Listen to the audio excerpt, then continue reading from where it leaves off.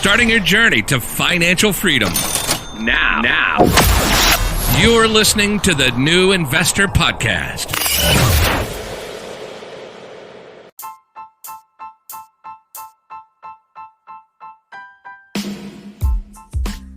This is the Young Investor for the New Investor Podcast, and it is day 38 on our journey towards financial freedom.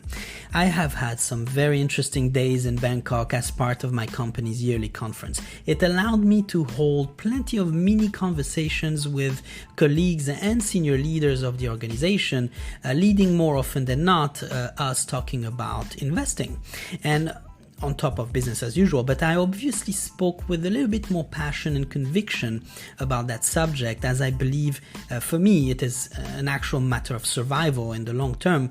But what was quite interesting was to note the number of young and senior leaders who are still disconnected from this world, as I was not so long ago, and however were through our conversations equally passionate about knowing more. So I truly believe that it is a question of lack of practical information coupled with the fear of the unknown that is making them not yet investors.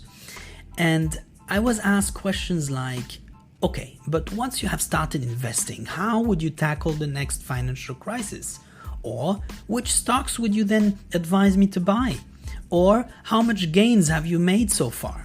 All these questions pinpoint to a clear obsession for the short term, which is a behavior typically associated with the consumer, not the investor. And I know exactly what I'm talking about, as I was the perfect consumer myself and for a very long time. The investor will only evolve on a playing field for the long term. Every single decisions that he takes will have the long term in mind only. While I could easily answer those questions for them and satisfy the person listening to me, it is clearly a question of mindset and self-education about the subject of investing. However, we are all experts in knowing how everything functions within the consumer society, down to being able to evaluate prices of goods and services out of our heads. Or being able to even do that while traveling in foreign lands, or knowing exactly how a bank loan functions. We would actively even research online for the best products, for the newest trends, the best prices, and when to buy at the right time. We're masters in perfecting the art of consuming. We got real good at it while being convinced that this is why we wake up every morning, to continuously perfect our living standards by always buying more stuff.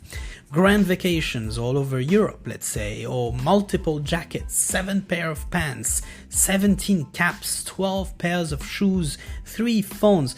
All of this while being completely unaware that such a trend will lead to your personal financial failure. After all, we have entrusted our money to a pension fund or a so-called financial advisor every single month. And we know for a fact that it will be safe at retirement, which in return means that you can actually enjoy your life right away to the fullest. They will even tell you via a graph that how your money will actually compound over time in between their hands. They will tell you that the more you commit monthly, the less time it will take for you to become a millionaire at the age of retirement or even at 50. Of course you will. It is written on their brochure. You are safe, they tell you. Then why should you invest if people do it for you? Should I had listened to them 2 years ago, I would have certainly not made the level of return I have achieved so far by self-learning the art and science of investing. Investing is both an art and a science. I strongly believe, however, that it is more art than science, as the real return rests in your ability to deploy patience, discipline, perseverance, and your ability to control your emotions, stay focused, and being obsessed about the process of achieving your financial goals. Ultimately, make you a better man or woman over time. The science can be learned, but it is all about your mindset. I respect everyone's line of work. I have no personal beef against financial advisors, as it is still better than doing nothing with your money. I am just absolutely convinced that you can do much better by applying yourself a little bit more or developing a new skill that you never knew you had in you. This is a form of activism that is deeply devoted to your progress. During the conference, we were asked to share with our group of colleagues what was our greatest moment of pride. It is difficult to do so, I admit, but we all managed to share an extraordinary story. Mine happened 38 days ago now, when I decided to again completely step out of my comfort zone and start this podcast, being able to consistently publish 26 episodes with total plays now reaching triple digits. What was your own greatest moment of pride? It is a very valid question. Will it be today when you decide to become the artist of your own self-development and take your financial future in your own hands? Have a great Friday, everyone, and I look forward to the next episode.